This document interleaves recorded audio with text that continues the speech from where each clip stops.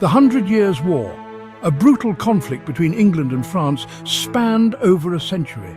This prolonged struggle saw numerous battles, shifting alliances and significant political upheaval. It began in 1337, fueled by political tensions and economic interests. The war was not just a series of battles, but a complex web of feudal loyalties and economic rivalries. Edward III of England, grandson of the French king Philip IV, laid claim to the French throne. His claim was based on his lineage, which he believed gave him a legitimate right to rule France. This claim directly challenged the legitimacy of the French king Philip VI, igniting a fierce rivalry. The French nobility, however, supported Philip VI, leading to a deep division. Edward, backed by a strong military force, launched campaigns on French soil. His forces were well prepared and utilized innovative tactics that gave them an early advantage. Early victories by English longbowmen set the stage for a protracted conflict. The longbowmen's effectiveness in battle was a game-changer, leading to significant English successes. The war drew in other European powers, shaping the destinies of both nations.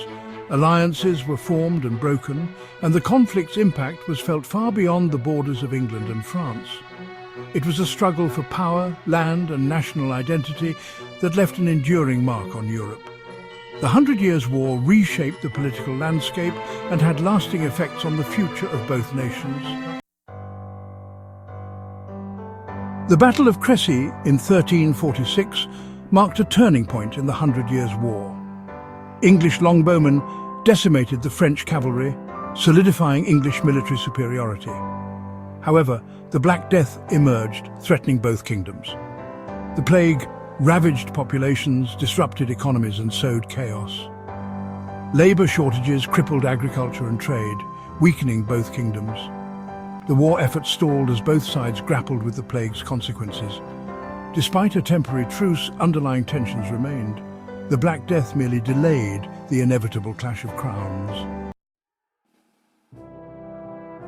The 100 Years' War raged on, marked by intense fighting and uneasy truces. This prolonged conflict between England and France saw numerous battles, shifting alliances, and periods of relative calm that were often shattered by sudden violence. In 1415, King Henry V of England led his forces to a decisive victory at the Battle of Agincourt. His leadership and strategic acumen were pivotal in this triumph. This battle showcased the devastating power of English longbows, which decimated the larger French army. The longbowmen's skill and the muddy terrain played crucial roles in the English success. Henry capitalized on his triumph, conquering vast French territories and solidifying English control over key regions. His campaigns extended England's influence deep into France. The Treaty of Troyes in 1420 recognized Henry as the heir to the French throne, a monumental achievement that seemed to secure England's dominance over France. It was a humiliating blow to the French monarchy and a testament to England's growing power. The treaty marked a high point in English ambitions.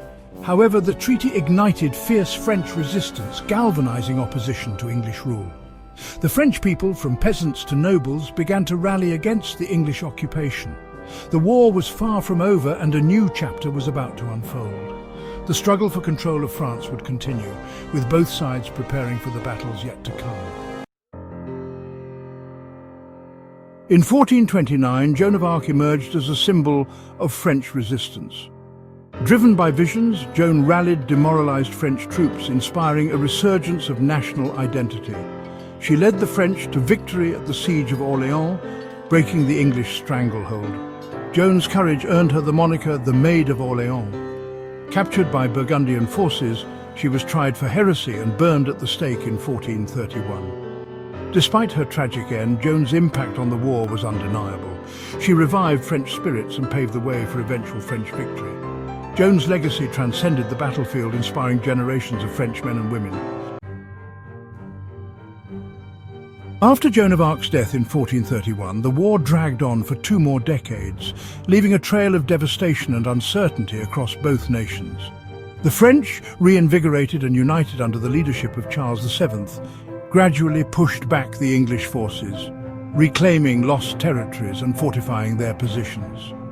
New military technologies, such as cannons and improved siege tactics, shifted the balance of power significantly in favor of the French, altering the course of the conflict. In 1453, the war culminated in a decisive French victory at the Battle of Castillon, marking the end of a prolonged and grueling conflict. France emerged not only as a unified kingdom, but also with a renewed sense of national identity and pride, setting the stage for future prosperity.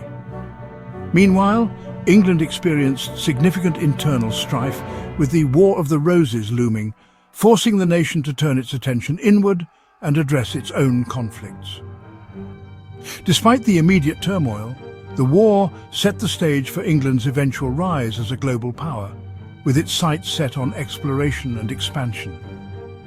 The 100 Years' War stands as a testament to the enduring power of national identity, the brutal realities of medieval warfare, and the profound changes it brought to Europe.